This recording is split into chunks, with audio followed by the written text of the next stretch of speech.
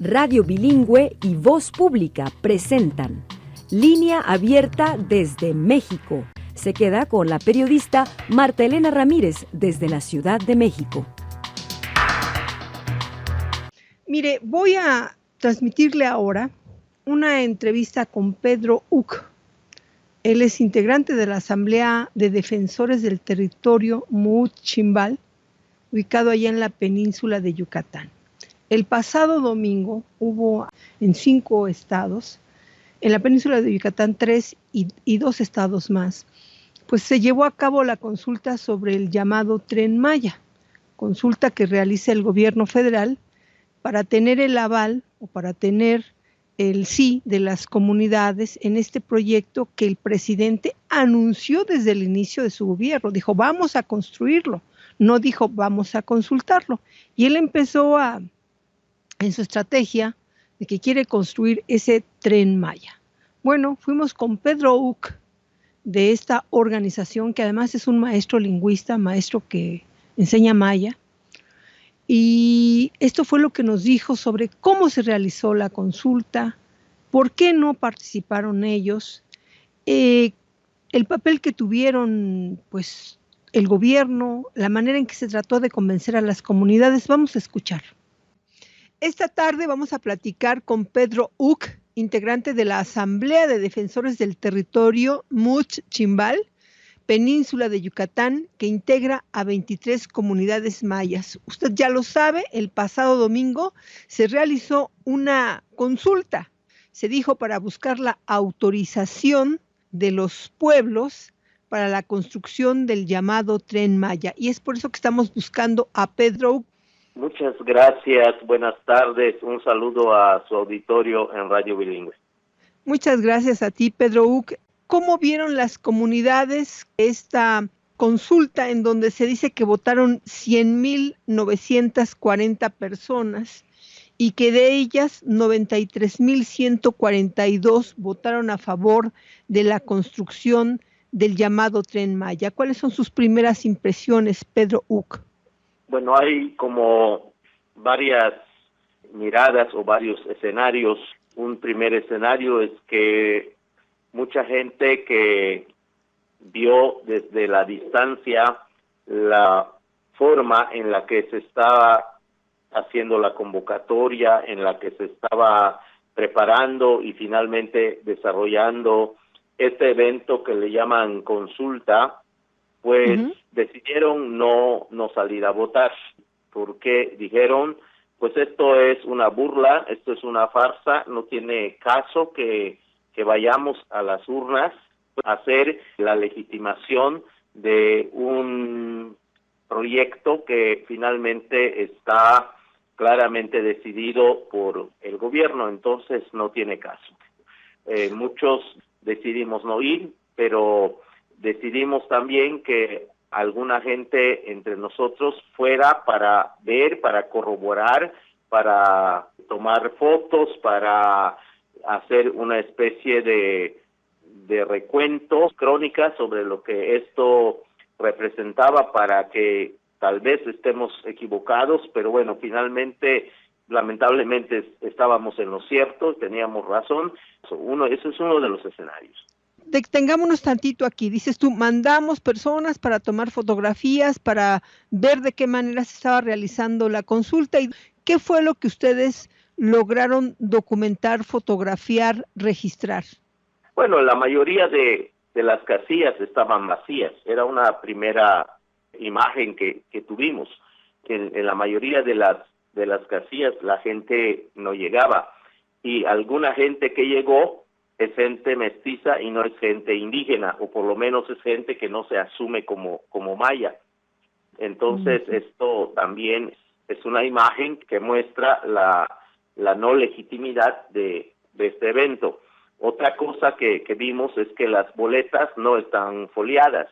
Otra cosa que encontramos es que en la cara de la boleta dice: antes de ejercer tu voto, tienes que leer la información que está en el reverso. Lo leemos y encontramos una oferta navideña de beneficio en salud, en vivienda, en educación, Y bueno, ante esta oferta tan generosa, difícilmente una persona desinformada le puede decir no al tren. Le dicen, si votas a favor del tren, entonces todo esto te la podemos entregar. Entonces, en la boleta decía que hay beneficios en materia de salud, de vivienda, de educación. ¿Recuerdan más o menos qué decía esta oferta? Es decir, salud, ¿a qué se refería? ¿Que se van a construir hospitales? ¿Vivienda? ¿Qué ofrecía concretamente? ¿Lo recuerdan? Sí, en la boleta que nosotros alcanzamos a leer, hay una serie de listados, ¿no? En este listado hay tantas cosas que se ofertan, que creemos nosotros que son parte de una política pública que por derecho nos corresponde, que sin embargo lo estaban poniendo como una especie de moneda de cambio con el tren. Pedro Entonces, Uc, déjame entender, es decir, ustedes dicen, nosotros tenemos como pueblo mexicano y por nuestra constitución, por supuesto, derecho a la salud, a la vivienda, a la educación, pero dicen ustedes, en la boleta de consulta sobre la construcción del Tren Maya se decía, vas a verte beneficiado con programas de salud, con programas de vivienda, con becas quizá de educación, porque todo esto lo va a traer el Tren Maya. ¿Es más o menos eso lo que decía o lo que se condicionaba de que el Tren Maya traía todos estos beneficios? Exactamente. Está como dividido en cuatro partes, donde la primera parte dice Tren Maya, proyecto de desarrollo integral, y hay una lista de 4 elementos. Nos dice que la inversión estimada para este proyecto es de 120,000 millones de pesos del presupuesto, y que esto iría en beneficio de las comunidades donde se va a afectar por el tren. Luego está otro bloque sobre el medio ambiente y patrimonio histórico, que también dice que hay una derrama económica. Luego dice que hay una planeación y ordenamiento territorial con participación de la población, igual hay una lista de supuestos beneficios. Y finalmente un bloque sobre desarrollo económico, en donde dice que se va a beneficiar económicamente a las comunidades. Entonces, después de leer esto, cualquiera persona va a decir, pues si esto me van a traer de beneficio, entonces efectivamente sí voto por el tren, ¿no? Pues esto es propaganda, es manipulación, no es información como se ha querido hacer notar desde el gobierno federal. Ese es un primer elemento, decías tú. Otra cosa que está en la boleta es que todo está en español, no hay nada en maya, y además la mayoría de la gente de las comunidades no sabe leer, no sabe escribir, y la boleta pues solamente está en español y no hay audios para explicarle a la gente. Y las boletas informativas que se supone deben aclarar esto, pues es un catálogo de buenas intenciones, pero no realmente de información como debería de ser. ¿Algún otro elemento que quieras mencionar respecto a la realización de la consulta, Pedro? Bueno, esto era un primer escenario, pero hay otros escenarios. La gente que decidió ir a votar son mayoritariamente varones, hay pocas mujeres, que creo que también esto es un elemento importante, porque además la primera reunión que se hizo fue para los comisarios ejidales, para las autoridades, y la mayoría de las autoridades son varones y no consideraron la participación de las mujeres. Y esto me parece que es confirmar el rezago de las mujeres, la marginación de las mujeres, y la participación de ellas nos parece que es importante, porque finalmente quienes están ancladas con la fuerza de la cultura y de la lengua en las comunidades son precisamente las mujeres. Entonces no se ve la participación de la mujer en este caso. Sobre este punto, dices tú, la mayoría fueron varones, la mayoría de los que votaron es gente que no se asume como maya abiertamente, y luego mencionas a los comisarios ejidales. El gobierno había Sí. dicho que se habían realizado previo a la consulta 30 asambleas, espero tener bien el dato, o 36 asambleas en 4 lenguas, en maya, en chol, en tzotzil y en celtal, que previamente se había hecho una labor de asambleas comunitarias informando en estos idiomas. ¿Esto fue así? El gobierno, el presidente, la verdad, cuando hace este tipo de declaraciones me hace recordar un programa donde un personaje de ese programa decía, como digo una cosa, digo otra, porque para empezar, las personas que llevaron a traducir del español a la lengua maya aquí en la península son personas que no traducían realmente lo que se decía y solamente se tradujo por partes, algunos fragmentos, algunos momentos, pero no se tradujo todo lo que se dijo en español al maya. Pero es curioso, cuando pasaba una persona a hablar en maya, de repente, entonces sí todos se lo traducían en español. Esto también es una irregularidad enorme. Finalmente, quien sale beneficiado es el funcionario, pero no es el pueblo.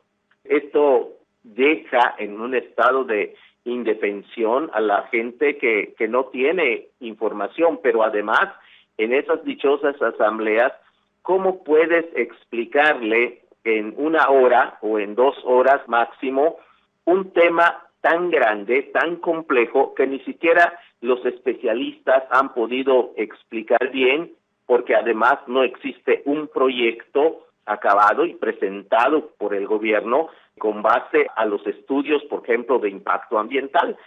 Porque además, antes de estas asambleas, corrió la voz que las personas beneficiarias de Sembrando Vida, si no votaban por el tren, a lo mejor perdían este beneficio. Y una serie de rumores que se corrieron, que obviamente el gobierno no creo que vaya a reconocer, pero que sus personeros trabajaron para eso y que es parte de una manipulación que conocemos de sexenios anteriores y que lamentamos mucho que en este gobierno también se pueda ver.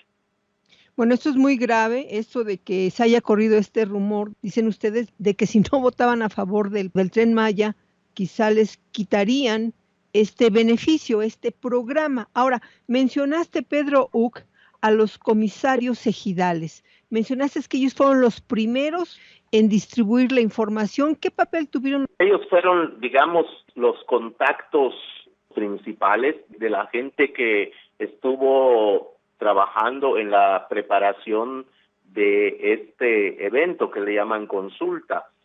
Y es que el 99% de las comisarías están encabezados por varones. Entonces el contacto fue con los varones, el contacto fue con los comisarios, y pues ellos finalmente son los que tomaron decisiones, que no necesariamente es una decisión del pueblo, sino de los grupos que son como aliados del comisario, de los grupos que de repente piensan que bueno, votar por el tren les va a traer algún beneficio, pero sin tomar en cuenta la importancia que tenía la participación de la mujer, sin tomar en cuenta la opinión y la participación efectiva de la mujer con su pensamiento, con su palabra. Si entiendo bien, entonces el gobierno federal, para promover, y en este caso la Secretaría de Turismo, el FONATUR, Fondo Nacional del Turismo, ellos, para promover buena actitud hacia la consulta y para promover la construcción del Tren Maya, usaron a la estructura de los comisarios ejidales como el primer eslabón para convencer que esto tuviera buen éxito, la consulta sobre el Tren Maya. Y dices tú, es una estructura de gobierno dominada principalmente por hombres, pero entonces estamos mirando que esto no ha sido un trabajo de consulta y de asambleas donde haya sido el pueblo maya o las diferentes etnias las que hayan participado en esta toma de decisión, que haya habido una gran discusión y resultado de ello una deliberación. No, ojalá fuera eso. Tal vez si hubiera sido eso, también nosotros hubiéramos participado. Definitivamente no fue así. No se trata de una asamblea comunitaria, se trata de usar una estructura a través de los comisarios ejidales y municipales para hacer este evento de tal modo que pueda ser visible para los medios como un evento legítimo, pero en realidad no fue así. Pero además no fue solamente Fonatur, fue el INPI también. Son dos organizaciones que promovieron en las comunidades esta llamada consulta y que hoy vemos lamentablemente que es una farsa que intenta justificar un megaproyecto que está desde nuestro punto de vista decidido desde arriba, porque en ningún momento las comunidades mandaron una carta o una solicitud diciéndole al presidente que queremos un tren. Lo que nosotros pensamos cuando el presidente hablaba de desarrollo, pues creímos que estaba hablando de mejorar la salud, que hace mucha falta en las comunidades, que estaba hablando de viviendas, que también hace falta, que pensamos que estaba hablando del empleo, de la educación, de todos estos aspectos que son necesidades básicas, pero resulta que no, estaba hablando de un tren y quizá para que nos duela culturalmente le puso por apellido. A ver, aquí nos faltó un pedacitito no sé por qué nos sucede esto, parece que es la manera en que estamos transmitiendo los audios. La última frase que dice Pedro Uc, dice es que el presidente pues le puso al Tren Maya, dijo él, pensamos, dice quizá, para herirnos, porque de Maya este tren pues no tiene nada. Mire, otra organización, porque no nada más se dan las siglas, que promovió, por supuesto, que trabajó intensamente en favor de que se aprobara la construcción del Tren Maya, fue el Instituto Nacional de los Pueblos Indígenas, junto con el Fonatur, el Fondo de Turismo. Cuando dices que se contrapone el proyecto del presidente con lo que ustedes esperaban, ¿de qué manera hubiera sido ese desarrollo que ustedes querrían, que habrían visto como positivo? Esto del Tren Maya definitivamente para ustedes no tiene ninguna salida ni ningún aspecto positivo. Yo creo que solo tendría un aspecto positivo que se llama cancelación. Si se logra cancelar sería lo único positivo que nosotros le veríamos. Nosotros no nos vemos reflejado en ese proyecto y la gente que fue a votar, me parece que fue a votar por 2 o 3 razones. Una primera es gente que es fiel a un partido, fiel a un nuevo gobierno, y bueno, fue porque tendría que apoyar en ese sentido a su partido. Segundo, mucha gente que fue a votar, que son de comunidades mayas, es gente totalmente desinformada y que no ha entendido qué significa este proyecto. Y la otra gente que fue a votar, pues son mestizos que no tienen nada que ver con el asunto, pero que creen que tener un tren es sinónimo de desarrollo. Ahora, de acuerdo a las cifras que dio el gobierno, votaron 100,940 personas y de esas 100,000, 93,142 dijeron sí al Tren Maya. Pero la población de los 5 estados afectados, pues es una población muy superior a esta cantidad de los que fueron a votar. ¿Esto les otorga a ustedes algún elemento para poderlo revertir? Ustedes están hablando que la única solución sería la cancelación. ¿En qué están pensando ustedes? Pues en eso, que se cancele, porque para empezar, solamente en Yucatán habemos como 1 millón de mayas. Solo en Yucatán, no en los 3 estados. Entonces, si tenemos 1 millón de mayas y nos exhiben una cantidad de votos así, yo no sé de qué tipo de democracia se esté hablando. Si la democracia es la victoria de las mayorías, Me parece que esto es una vergüenza exhibirlo como una victoria. Entonces, nosotros, de acuerdo a los derechos que nos asiste la Constitución, pues vamos a tener que transitar por la exigencia de esos derechos. No vamos obviamente a generar violencia porque somos ciudadanos responsables, somos gente que creemos en el Estado de Derecho, creemos en las instituciones y seguiremos nuestra lucha en los carriles, no del tren, sino de la Constitución y de los derechos que nos asisten. ¿Irán a tribunales? ¿A qué apelarán, Pedro Uc? A la razón, a nuestros derechos como pueblos indígenas consagrados en la Constitución y en los convenios internacionales de pueblos indígenas. Por último, preguntaría más lo que tú quieras agregar. La organización Geocomunes y el Consejo Ciudadano de la Silvicultura presentaron hace unos 6 meses diferentes mapas, diferentes cartografías de cómo afecta a la diversidad, a la selva, al patrimonio cultural, justamente la construcción del Tren Maya, los impactos que tendría en estos rubros. Además, se habló en ese momento de que 2.620 hectáreas de núcleos agrarios serían afectados y que se expropiarían. Incluso algunos hablan de que esto es prácticamente un desplazamiento de población, que podrán conservar el territorio, pero que al final de cuentas lo van a concesionar a ciertas empresas. Pero entonces estamos hablando de desplazamiento de comunidades de su territorio. ¿Este asunto lo siguen ustedes revisando, Pedro Uc? Sí, fíjate que en realidad la desinformación de muchos los ha llevado, creo yo, con buena intención de cuestionarnos. ¿Sí? Porque la información real, necesaria, está escondida. Lo que saca el gobierno es propaganda. Entonces, lo que nos han dicho algunos, que qué propuesta hacemos si no queremos el tren. Bueno, primero, no es nuestra tarea hacer esas propuestas a nivel nacional. Entonces, nuestra propuesta tiene que ver con lo local, con la forma en la que nosotros queremos vivir en nuestro territorio, y ahí están.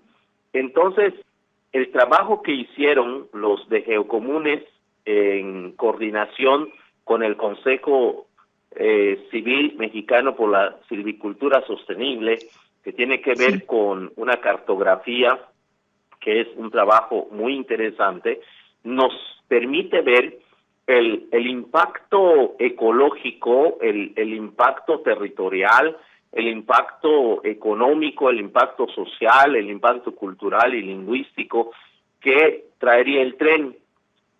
Los críticos nos dicen, pero es que el tren es bueno porque va a facilitar muchas cosas. Pues sí, va a facilitar muchas cosas, pero no sabemos a quién. Hay que ver a quién le va a facilitar las cosas y cómo. Porque además, aquí hay un proyecto que viene muy grande detrás del tren.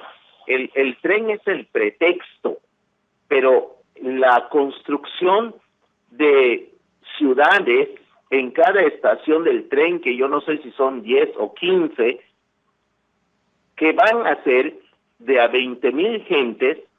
Esto es la Navidad de las grandes empresas inmobiliarias.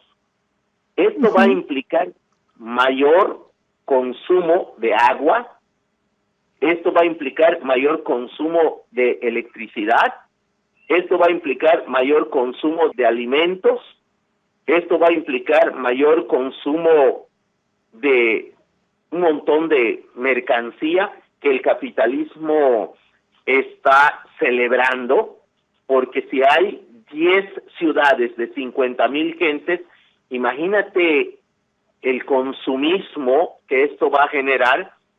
Y claro, para esto construyen entonces granjas porcícolas de 50,000 cerdos para alimentar a estos.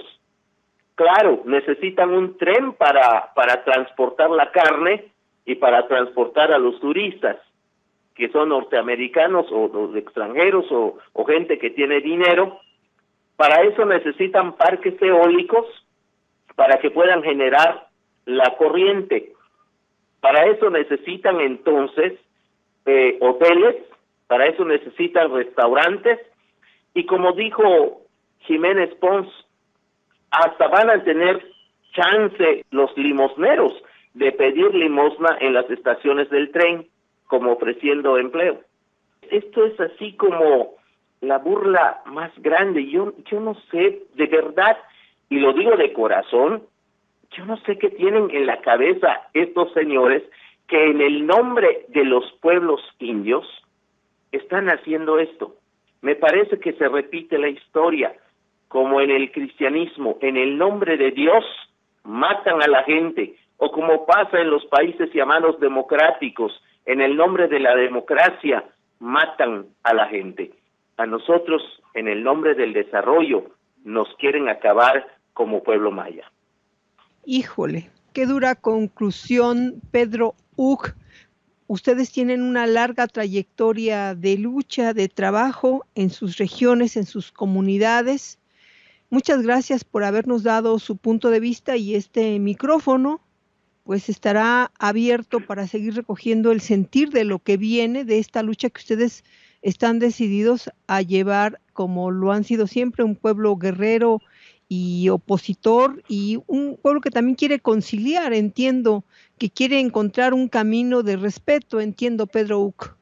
Así es. Una cosa más que quiero decir, lamentablemente, a raíz de esto, el lunes pasado recibí una amenaza de muerte. Caray. Una persona que me mandó en mi teléfono un mensaje por WhatsApp diciéndome que ya molesté mucho a la gente local y que yo me deje de pendejadas, que si no me voy en 48 horas de este país, me iban a matar e iban a matar a mis hijos. Pues esto es grave. Muy grave, porque además, ¿a quién recurrir en este escenario, Pedro Uc? Sí, esto pues yo creo que no lo merecemos, porque nuestra lucha ha sido por la vía legal, pacífica. No hemos salido a romper cristales, a golpear gente, a enfrentar a la policía. No hemos hecho eso. Solo hemos transitado lo que la ley dice y establece, y es lo único que tenemos. ¿Cómo estás enfrentando esto?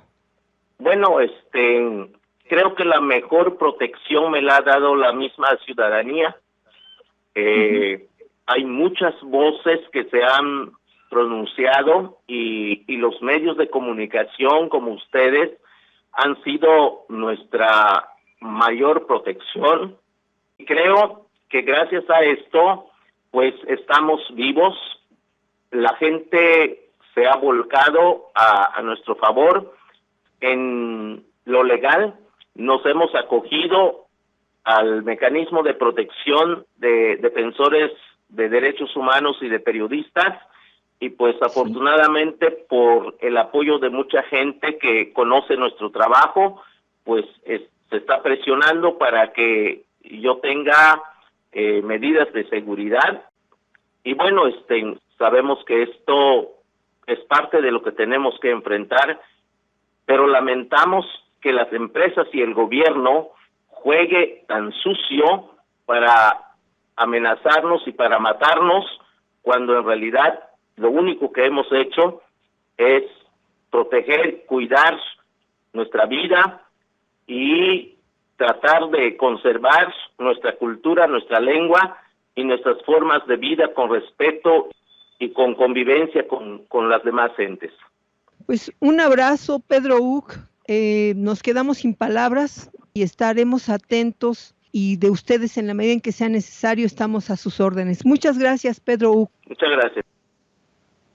Pues ahí está la conversación con Pedro Uc, maestro de lengua maya al español, un hombre con una tradición ahí de trabajo respetado por la comunidad, vea todo lo que nos ha dicho en torno a cómo se ha realizado la asamblea, la consulta, cómo se ha preparado el terreno. Ahora también dicen, bueno, vamos a ir a los tribunales, vamos a estar peleando nuestros derechos de acuerdo a los tratados internacionales.